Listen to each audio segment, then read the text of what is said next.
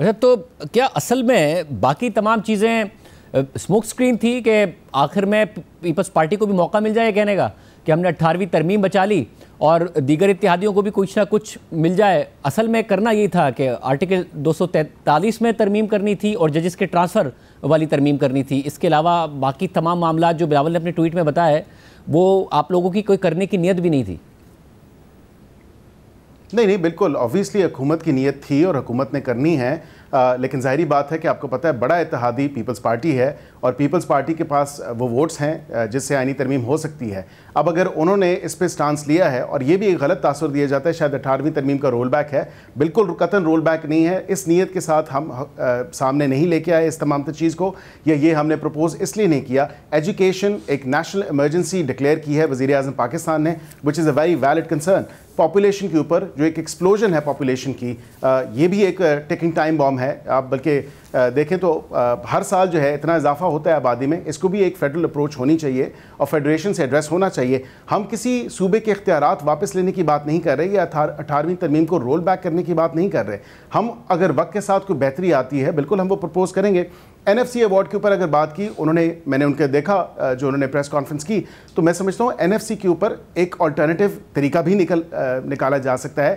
اگر وہ کہتے ہیں کہ آرٹیکل 160 میں اس کو ایڈریس نہ کیا جائے فی الوقت اس آئینی ترمیم میں، تو میں سمجھتا ہوں کہ بالکل انہوں نے وے فارورڈ بھی بتایا ہے جو ہمارے ذہن میں بھی تھا کہ اس کے اوپر انگیجمنٹ ہو سکتی ہے، اور آلٹرنیٹیولی آپ اس کو کاؤنسل آف کامن انٹرسٹ میں بھی کر سکتے ہیں، دیگر اس پہ مشاورت کر سکتے ہیں، اور انہوں نے ولنگنیس شو کی ہے. So that's a welcome step. ہم سمجھتے ہیں کہ بالکل صوبوں کی خود مختاری اور صوبوں کے اوپر جو صوبوں کا شیئر ہے وہ ہونا چاہیے، لیکن یہ جو امبیلنس ہے ود ریگارڈس ٹو وفاق، کہ وفاق کو تو کم از کم دیکھیں نا، آپ پیچھے نہیں چھوڑ سکتے، یہ کمزور نہیں کر سکتے. وفاق کو بھی اتنا ہی اسٹرینتھن کرنا ہے جتنے صوبوں کو اسٹرینتھن کرنا ہے. So we'll have to work and fix this imbalance. Imbalance کیسے فکس ہوگا؟ اس طرح فکس ہوگا کہ جو صوبوں کو 57.5% ملتا ہے وہ ملے، مگر کچھ خرچے ان کو ٹرانسفر کر دیے جائیں، یہ ہوگا؟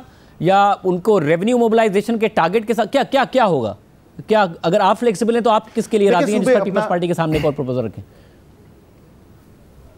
دیکھیں میں کوئی اکنامک یا فائنینشیل ایکسپرٹ نہیں ہوں، لیکن جو ایک بیسک نیسنٹ انڈرسٹینڈنگ ہے ان تمام تر چیزوں کے اوپر، میں یہ آپ کو ضرور کہہ سکتا ہوں کہ اس کے اوپر وفاق جو بیئر کرتا ہے، ڈیٹ سروسنگ بھی کرتا ہے، ڈیفنس اسپینڈنگ بھی کرتا ہے، سوشل پروٹیکشن بھی کرتا ہے. اس کے ساتھ ساتھ وفاق نے پھر اپنا خرچہ بھی چلانا ہوتا ہے، پھر پینشنز بھی وفاق نے دینی ہوتی ہیں. PSDP کے جتنے پروجیکٹ ہیں وہ صوبوں میں ہو رہے ہوتے ہیں.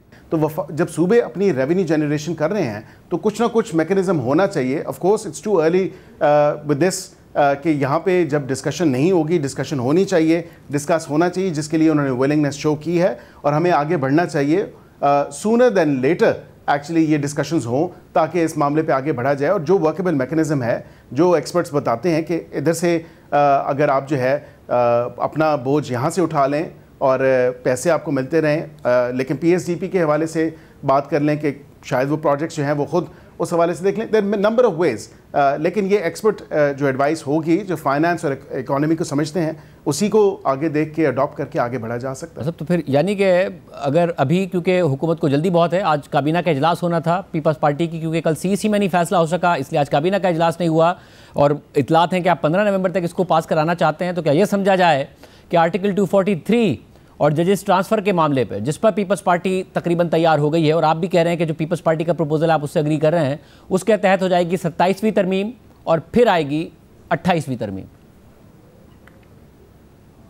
جی بالکل، یہ پارلیمان کا استحقاق ہے، اور بالکل 28 ہو، 29 ہو، 30 ہو، جب بھی قانون میں بہتری یا آئین میں بہتری کی ضرورت محسوس کی گئی تو یہ حکومت اس وقت یہ آئینی ترمیم لے کے آئے گی. اور یہاں پہ دیکھیں بالکل 3 پوائنٹس ہیں جس پہ ایگری ہو چکے ہیں. اس کے علاوہ اگر فردر کوئی پوائنٹ ہوا جس پہ ہمارا ایگریمنٹ ہو سکا تو then we'll proceed. If not then یہ آئی تھنک کنسنسس ڈیولپ ہوا ہے، broad base consensus on at least main جو ایشوز تھے اس کے حوالے سے، then we'll proceed. And of course پھر اس کے بعد 28ویں بھی آ سکتی ہے، 29ویں بھی آ سکتی ہے، لیکن ان ایشوز کو ایڈریس ہونا چاہیے جو پبلک ایشوز ہیں، ایجوکیشن، پاپولیشن، NFC اور اس کے ساتھ دیگر جو چیزیں ہیں وہ وقت کے ساتھ ساتھ ایڈریس ہونی چاہیے. یعنی کہ جن 2 چیزوں پر اتفاق ہو گیا اس پر 27ویں ترمیم 15 نومبر تک آپ کا کرنے کا ارادہ ہے؟ دیکھیں میں اس پہ ٹائم لائن نہیں پٹ کروں گا، کیونکہ ایک تو 3 چیزیں ہیں. کانسٹیٹیوشنل کورٹ آرٹیکل 243 اور اس کے ساتھ ساتھ جو ججز ٹرانسفر ہے، یہ کم از کم 3 چیزیں ہیں جس کا اندیہ دیا ہے، جس کی طرف اشارہ کیا ہے کہ اس پہ کنسنسس ہو سکتا ہے اور ہو گیا ہے۔